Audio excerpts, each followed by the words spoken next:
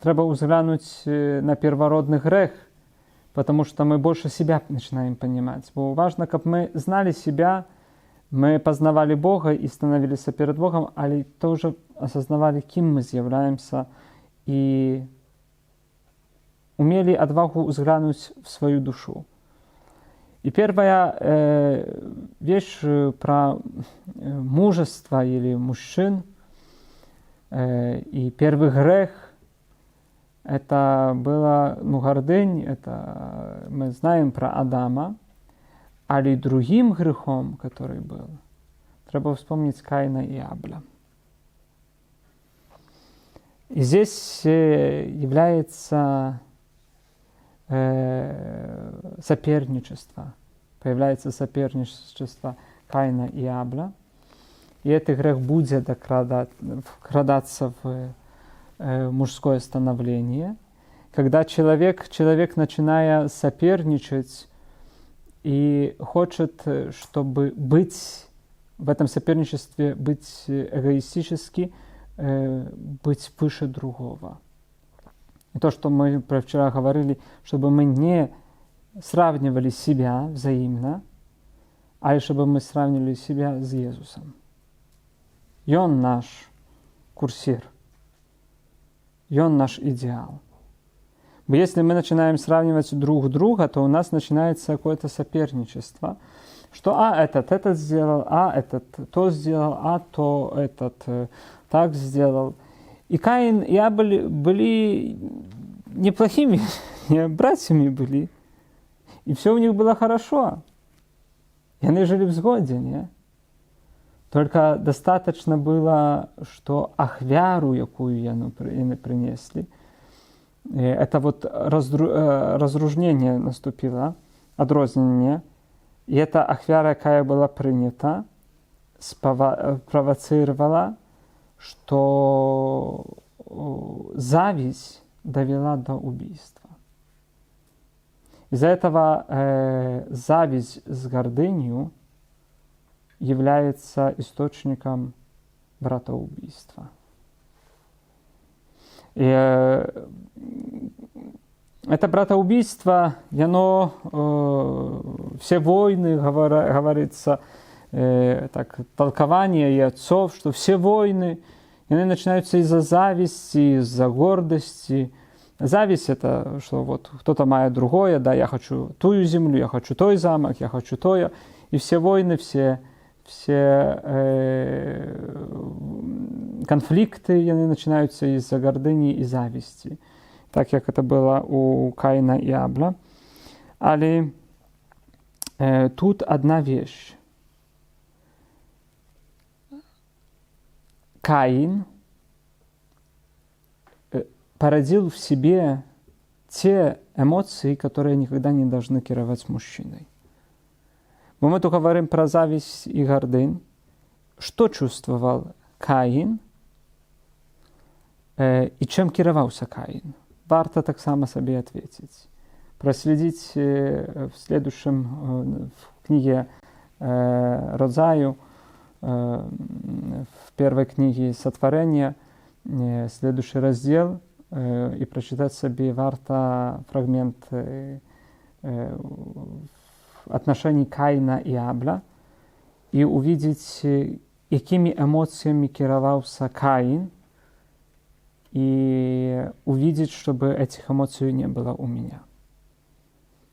Бо не надо сотворять конфликт международный, а достаточно поддаться этим эмоциям, и уже будет конфликт в семье. Не надо создавать конфликт международный, достаточно поддаться этим эмоциям, и могут друзья начать конфликтовать с собой. Из-за этого, какими эмоциями керовался Каин? Что его привело к этому? Потому что кто-то говорит, что теперь мир другой. Что вот раньше было так, а теперь мир другой, да? Но это неправда, мир тот же. Оболочка может быть другая, по-другому мы одеемся, по-другому, может, другие продукты кушаем. Просто все худше відбувається зараз. Напевно. Так, а все то же самое почему? Потому что грех остался тот же самый, добро осталось то же самое, любовь осталась то же самое, понятие счастья, любви то же самое.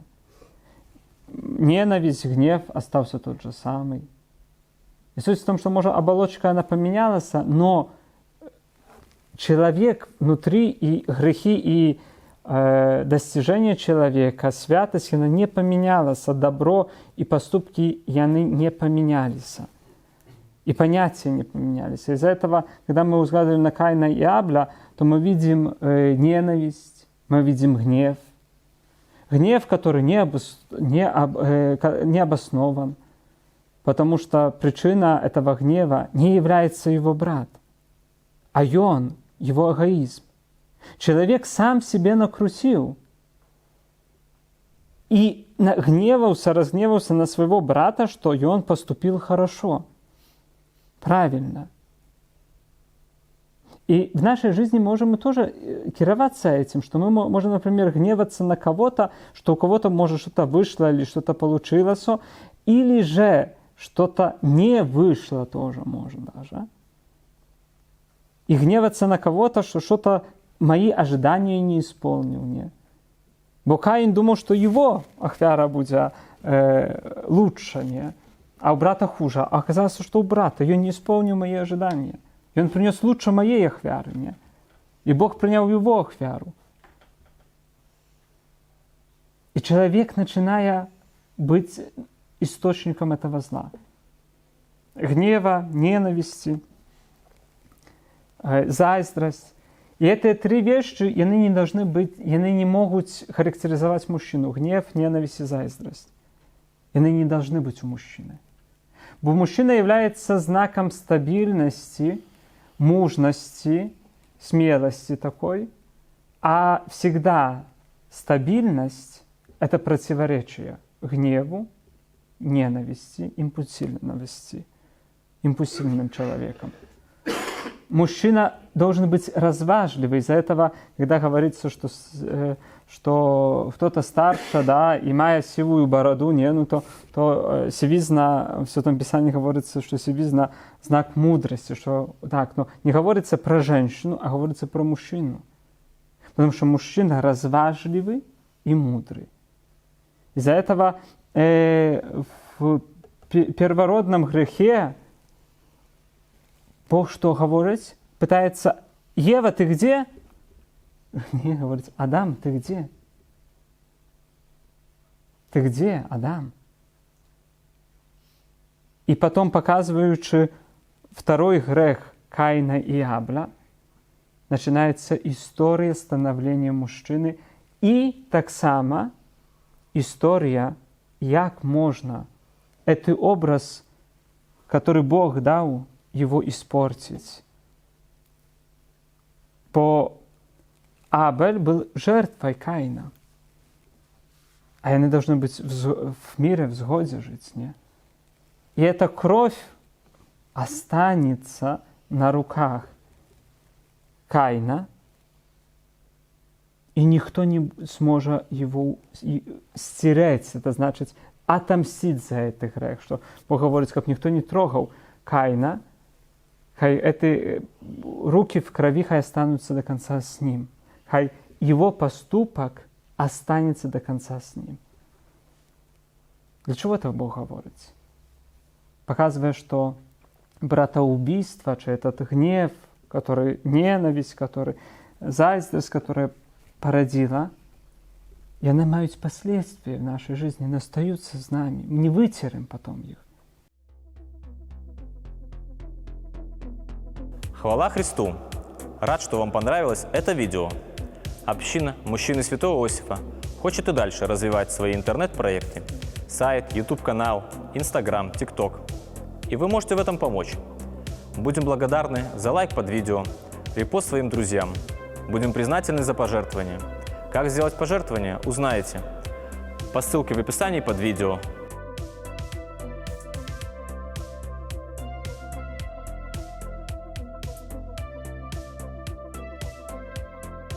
Во вкладке о канале, а также отсканировав QR-код.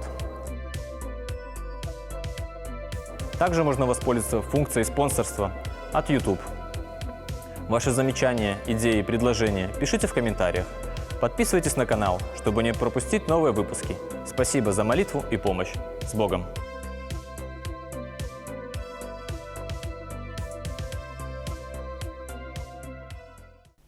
Из этого отношения, например, папа и сын и папа, которые могут быть построены не на правильном отношении любви, уважения и мужества, да, а могут быть поставлены на какое-то, с одной стороны, соперничество, что сын хочет быть лучше папы. Не?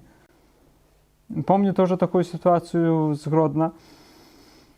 Пришел ко мне мужчина, он уже на пенсии был, 60 пара лет, и он рассказал свою историю про вот сына своего, не? И про себя.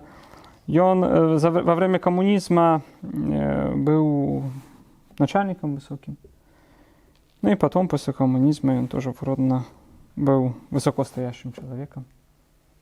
И рассказал, что его до первой коммунии бабушка его довела, и потом он не был вообще в костеле. Але з этого пришел, говорит, он сказал, помоги мне. И, говорит, начал рассказывать про свою дорогу в карьеру свою. То переступал он людей, он проходил, несмотря на других людей, выше и выше. И он дошел, добился высокого. Але у него было 2 жены. От первой жены вот этот сын, у него есть сын от первой жены. Сыну 40 тогда было 1 год. И суть в чем, что он говорит, я вот когда вышел на пенсию, остановился, посмотрел и понял, что зря прожил свою жизнь. Бо, ну что, я маю средства, маю гроші, маю 2 жени, які со мною не живуть, маю сына, большой дом, в этом доме я сам. Как мне зробили еду и постирали, поубирали, мне треба платить. Я сам понимаю, что неправильно я прожил свою жизнь. И к чему жизнь моя стремится, маючи 2 жени, не живучи ни з якой, бо не был верен, и отношения у нас были плохие. Постоянно на работе, карьера, работа, карьера, какие-то обязанности. И хуже всего для меня теперь я это осознал. И хуже всего, говорит, у меня есть сын, 41. И он уже живет с другой тоже жонкой. Я говорю, сынок, остановись, неправильно ты робишь.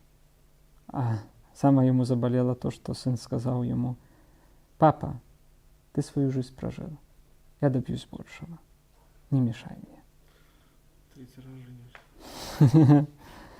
И он говорит, да, я теперь, ну вот пришел и хочу посповедаться и так далее, хочу подготовиться до споведи, хочу как-то вернуться до веры. А он говорит, але я боюсь одного, что мой-то сын это тоже осознает. Только меня научили, и мне есть к чему вернуться. А я ему ничего не научил. Он даже не хрещенный. Нет. И ему не будет к чему возвращаться, я боюсь, как он самоубийство не сделал. Когда он это откроет, правду, что то, что он к чему стремится, это все гнилое. Что он делает, как он живет, это все счастья не даст. И это вот понятие, да, что важно, как не было, может появиться это соперничество и так далее в отношениях, но важно, как осознать, вернуться до того момента, когда Каин и Абель жили в сгоде. Не после, не во время ссоры, але в согласии. И мы должны в отношениях, особенно мужчина с мужчиной, в отношениях с родственниками, с близкими, с друзьями, возвращаться до момента перед ссорой як яны жылі в згодзе і жыць, не руководясь ані гневам, ані завистью, ані ненавистью. Бо эти чувства, яны не должны быть у мужчины. Яны не для мужчины. Яны не должны иметь места в сердцу мужчины.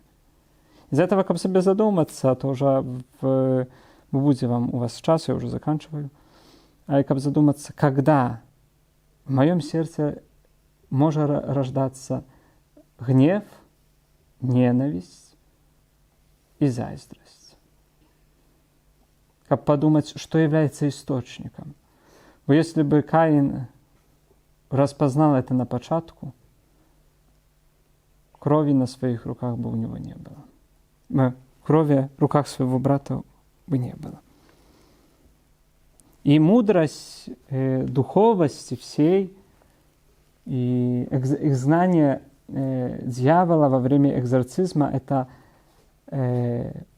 момент, когда нужно распознать, когда дьявол вошел в жизнь этого человека и сделал его одержимым. Если этот момент наступает, то экзорцист может выгнать дьявола. И в искушении каждого из нас дьявол делает то же самое. Когда мы распознаем искушение, и он, теряя силу и манипуляцию нами. Но когда мы не видим искушения, а идем за ним, то тогда мы становимся жертвами ни одного искушения и плохого намысла злого духа. Тому на 3 вещи просил бы вас обратить внимание. Это то, что первое, что Бог вас сотворил, нас сотворил святыми. Вторая вещь, к чему наша жизнь стремится. Бог хотел нас конкретно. И в чем смысл моей жизни, как мы это подумали, что все другое важное, оно важное, только мы должны строить на смысле нашей жизни. Как это видеть и осознавать, к чему жизнь моя стремится, к чему она идет. Не? Я этот смысл жизни вижу. И третье — это история Каина и Авеля, это искушение. Я как мужчина, чи поддаюсь, когда я поддаюсь. Вот не вопрос, чи поддаюсь, а когда я поддаюсь гневу, ненависти и заздрости. Что является причиной, как это я увидел в моей жизни. И может быть хорошее. Знаете, это... Я скажу, я был свидетелем, когда хороший начальник на 5-минутке всех своих подчиненных, ниже плинтуса точно опустил, еще бы там закопал хіба на 3 метра. Я в шоке. А он такой говорит, все, по-другому невозможно.